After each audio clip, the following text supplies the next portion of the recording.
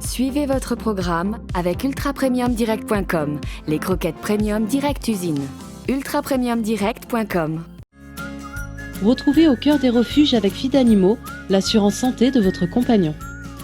Coucou tout le monde! On est heureux de vous retrouver aujourd'hui sous cette belle journée. On est à Malzéville, près de Nancy, et nous allons retrouver Marie et son chien. Oui, Marie est comportementaliste et elle va nous expliquer tout ce qu'il faut savoir pour bien dresser son toutou et notamment pour capter tous les signaux de toutes leurs attitudes. Effectivement, pour savoir quand il est heureux, quand il est en colère et qu'il risque de mordre, nous allons apprendre plein de choses. Vous avez hâte? Nous aussi! On y va? On y va!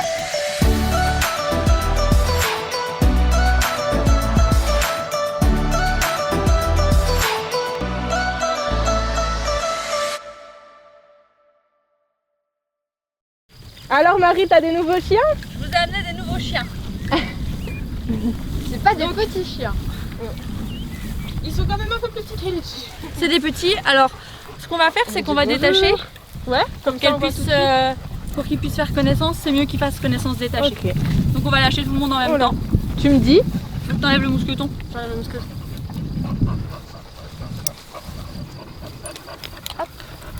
Allez, va jouer. Allez, c'est parti.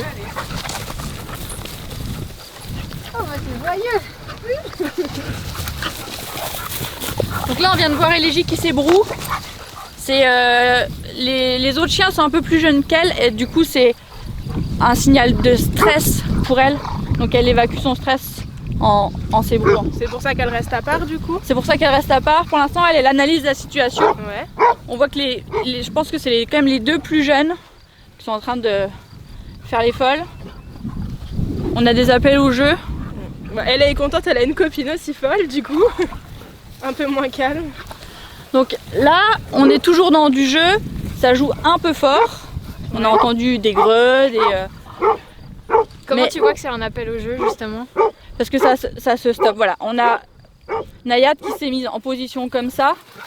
Vraiment en Débarquement de chien. en position de jeu et en position de stopper l'interaction négative. Il faut savoir que les chiens dans le jeu, ils utilisent les répertoires comportementaux dont ils auraient besoin dans la vraie vie. Comme la course-poursuite, c'est ce qu'ils utiliseraient pour la chasse. S'il y a du chevauchement, c'est ce qu'ils utiliseraient pour la reproduction. En fait, c'est une sorte de mini-entraînement le jeu entre chiens. D'accord. Donc là, on en a une qui communique différemment, c'est qu'elle n'arrive pas à rentrer dans l'interaction parce que les deux autres sont trop speed, donc elle aboie pour attirer l'attention. Et justement, alors en parlant de signaux de chien. Donc là, on en a un beau. Voilà, ouais, alors. On a Nayad Explique-nous. qui est couché sous elle est. Donc c'est voilà, le jeu allait un peu fort. Donc histoire de s'apaiser, Elles veulent jouer avec nous maintenant. Ah, il s'apaise vachement. histoire de s'apaiser, on va avoir des chiens qui vont se coucher. D'accord. Et après, sur des chiens qui vont jouer un peu violemment, ce qui est un peu le cas d'Élève. Du coup, Nayad, on voit qu'elle lui fait des sourires comme ça. Ouais. Elle va se lécher le museau. C'est des signes, ce qu'on appelle les signaux d'apaisement. Il y en a une trentaine qui ont été répertoriés. C'est Thurid Rugas qui a mis ça en évidence. Et Lydie est calme. Élégie, elle est blasée des interactions. Et donc dans ces signaux, on va avoir par exemple le léchage de babine, se gratter, bâiller, qui vont être des signaux pour apaiser la D'accord. situation. Donc, elles arrivent à se faire comprendre en fait que là c'est trop, stop, on se calme. Voilà, Ok. donc ça va à la fois servir au chien pour s'apaiser et se calmer lui-même. Comme Élégie l'a fait tout à l'heure, elle s'est ébrouée parce qu'elle n'était pas très à l'aise, donc en s'ébrouant, voilà, elle se remet un peu les idées en place, entre guillemets. Et puis ça sert aussi à montrer aux autres qu'elle n'est pas très à l'aise. Voilà, là on voit, les chiens, c'est moins l'euphorique au début. Voilà, ils sont trouvés, Voilà, ont joué, ils ont appris aussi à communiquer entre eux. Comment capter les signaux des chiens, justement, savoir quand ils sont heureux ou quand ils sont un peu trop en colère, comment déceler les signes, quelles sont les choses essentielles à savoir?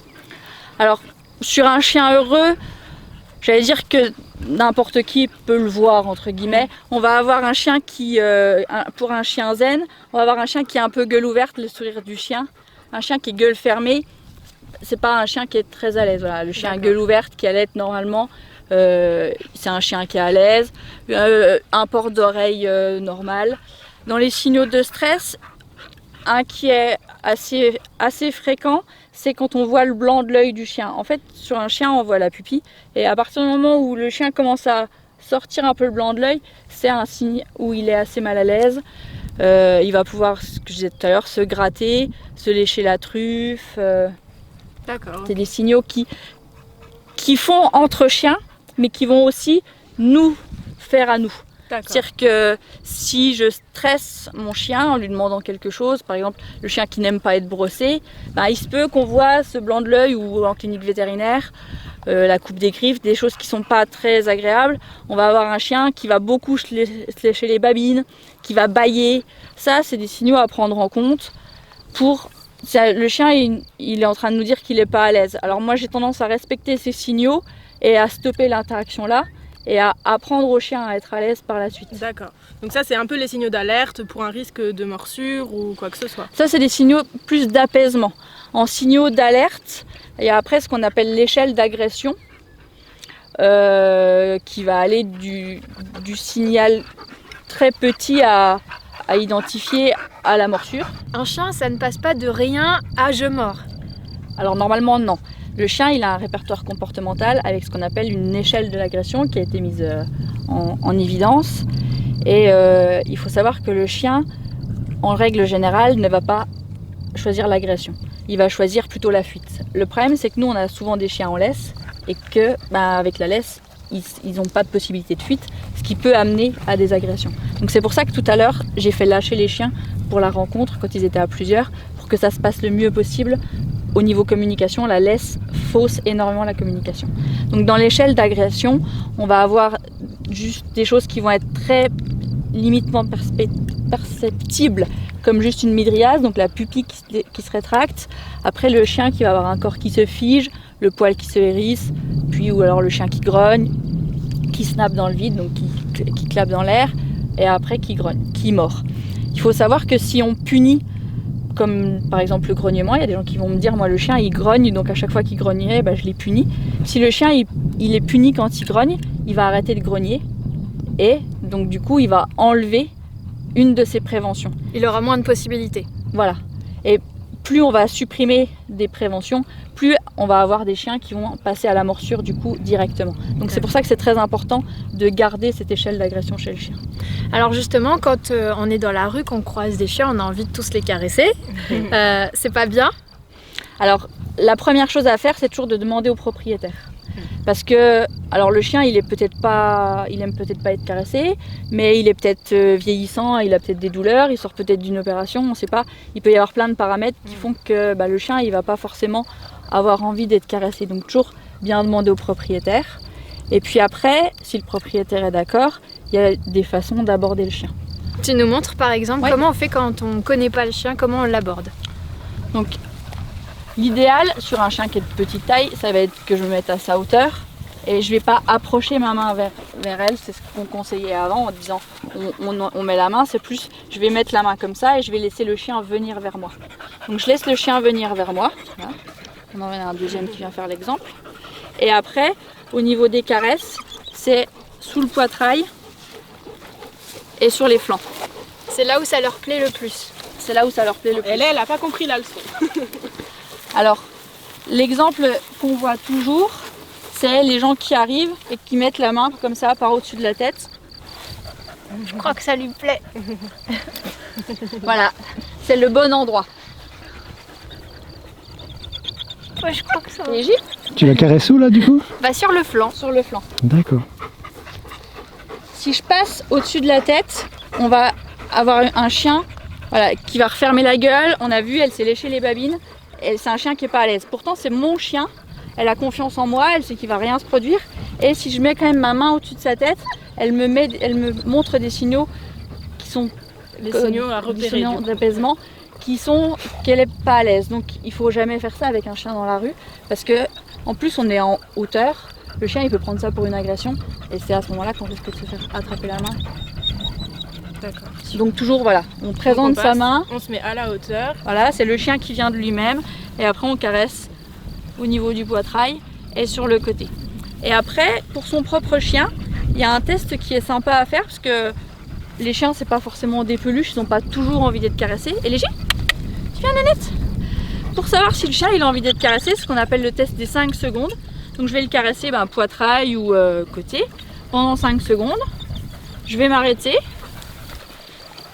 Si elle s'en va, c'est que c'était pas forcément le moment. Si elle réclame, je vais pouvoir continuer. Là, a priori, je vais retenter.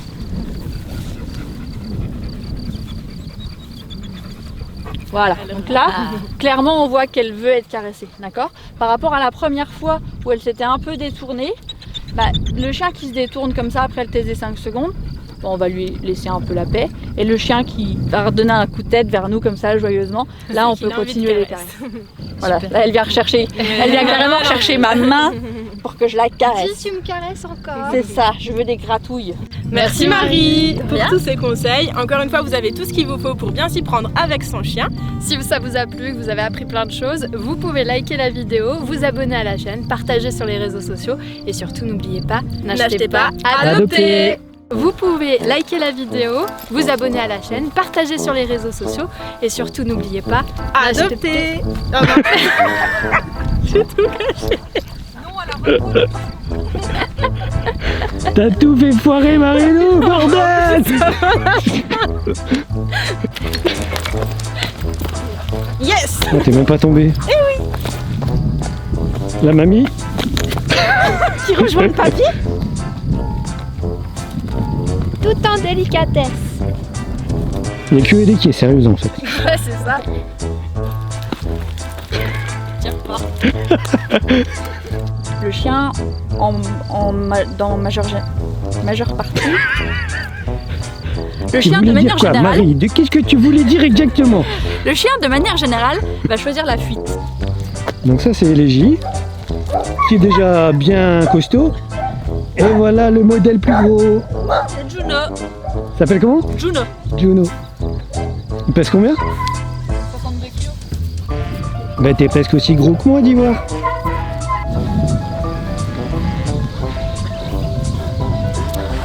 Ouais, il est trop beau. Il est beau, hein? Sarah, tu veux le même? Il est un peu gros pour moi. Et voilà. Ellie, elle lui est toute petite à côté.